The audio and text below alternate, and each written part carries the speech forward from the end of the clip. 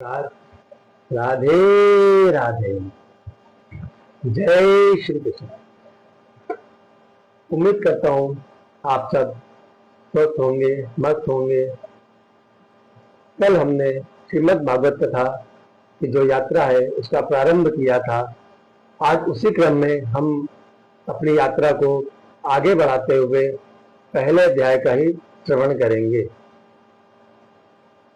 तो आइए चलते हैं श्रीमद् भगवत कथा की यात्रा की ओर। राधे राधे। श्री कृष्ण।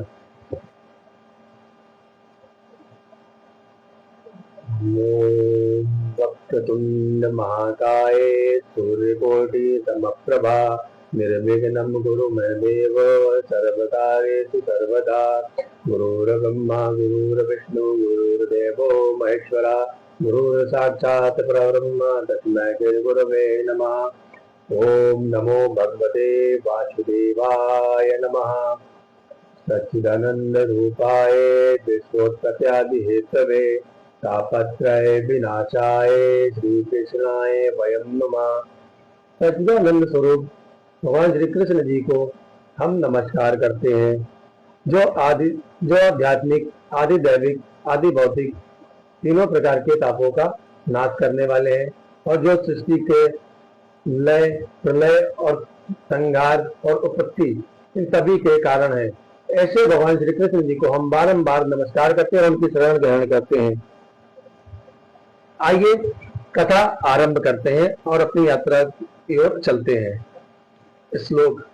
गुणातीतम परम ब्रह्म व्यापकम वज्र उच्यते सदानंदम परम ज्योतिर्मुक्तनाम पदम वयम।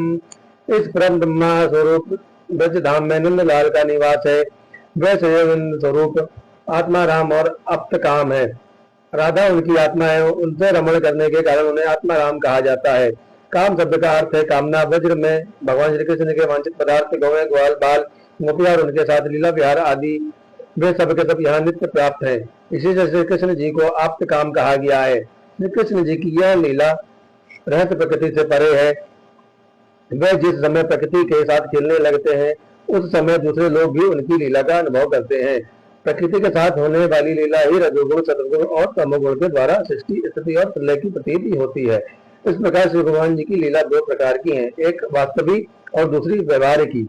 वास्तविक लीला स्वयं भेद है, उसे स्वयं श्री भगवान जी और उनके रसिक भक्तजन ही जानते हैं। जीवों के सामने होने वाली लीला व्यवहारिक लीला है। वास्तविक लीला के बिना व्यवहारिक लीला नहीं हो सकती, किंतु व्यवहारिक लीला का वास्तविक लीला के राज्य में कभी प्रवेश नहीं हो सकता। लोक। वास्तवी तत्व संदीवानाम व्यवहारिकी आदम बिना द्वितीयाना दग्गवचित। माती संडल जी कहते हैं, तुम दोनों से भगवान जी की व्यवहारिक लीला देख रहे हो। यह पृथ्वी और स्वर्ग आदि इस लीला के अंतर्गत है। इसी पृथ्वी पर यह मथुरा मंडल है, यही वह ब्रज भूमि है जिससे श्री भगवान जी की वास्तविक लीला रहस्य लीला के रूप में गुप्त रूप से होती रहती है। वह कभी कभी प्रेम पूर्ण हृदय वाले रसिक भक्तों की सब ओर दिखने लगती है। कभी 28वें द्वापर के अंत में जब श्री भगवान जी की रहस्य लीला के अधिकारी भक्तजन यहाँ एकत्र होते हैं, जैसा कि इस समय भी कुछ काल पहले हुए थे, उस समय श्री भगवान जी अपने अतरंग प्रेमियों के साथ अवतार लेते हैं। उनके अवतार का यह प्रयोजन होता है कि रहस्य लीला के अधिकारी भक्त जन भी अंतरंग प्रणिकरों के साथ सम्मिलित होकर लीला रस का आस्वादन कर सकें। इस प्रकार जब श्री भगवान जी अवतार ग्रहण करते हैं उस समय से भगवान जी के अभिमत प्रेमी देवता और ऋषि आदि भी सब और अवतार लेते हैं। अभी अभी जो अवतार हुआ था उसमें श्री भगवान अपने सभी प्रेमियों की अभिलाषाएं पूर्ण करके अब अंतर ध्यान हो चुके हैं। इससे यह निश्चय हुआ कि यहाँ पहले तीन प्रकार के भक्तजन उपस्थित थे। प्रथम वे जो श्री भगवान जी के नित्य अंतरंग पार्षद है, इनका श्री भगवान जी से कभी वियोग नहीं होता। दूसरे वे जो एकमात्र श्री भगवान जी को पाने की इच्छा रखते हैं, उनकी अतरंग लीला में अपना प्रवेश चाहते हैं। तीसरी श्रेणी में देवता आदि हैं। इनमें जो भी देवता आदि के अंत से अवतीर्ण हुए थे उन्हें श्री भगवान जी ने ब्रज भूमि में हटाकर पहले ही द्वारका पहुंचा दिया था। नित्यास्तल्लेपो तत्सर्वे देवदाश्रुति वेदता देवदा इत्येषु कृष्णेन द्वारकां प्रापिता पुरा। इसके बाद श्री भगवान जी ने ब्राह्मणों के हिसाब से उत्पन्न मूसल को निमित्त बनाकर यदुकुल में तीर्ण देवताओं को स्वर्ग में भेज दिया और पुनः अपने अपने अधिकार पर स्थापित कर दिया। जिन्हें एकमात्र श्री भगवान जी को ही पाने की इच्छा थी, उन्हें प्रेमानंद स्वरूप बनाकर श्री कृष्ण जी ने सदा के लिए अपने नित्य अतरंग पार्षदों में सम्मिलित कर लिया। जो नित्य पार्षद वे यद्यपि गुप्त रूप से होने वाली नित्य लीला में सदा ही रहते हैं, किंतु जो उनके दर्शन के अधिकारी नहीं है, ऐसे पुरुषों के लिए वे अत्युच्च हो गए हैं। जो लोग व्यवहारिक लीला में स्थित हैं, वे नित्य लीला का दर्शन पाने के अधिकारी नहीं है। अतः यहाँ आने वाले को सब और निर्जन वन धोना सा दिखाई देता है, क्योंकि वे वास्तविक लीला में स्थित भक्त जनों को देख नहीं सकते। व्यवहारिक कलीलाधिकारिणा पश्यंत्रागता महर्षि संडल्य जी कहते हैं, प्रिय वैष्णव, इसलिए तुम चिंता मत करो। मेरी आज्ञा से तुम यहाँ बहुत से गांव बताओ, इससे तुम्हारे मनोरथों की सिद्धि होगी। भगवान श्री कृष्ण जी ने जहाँ जैसी लीला की है, उसके अनुसार उस स्थान का नाम रखो।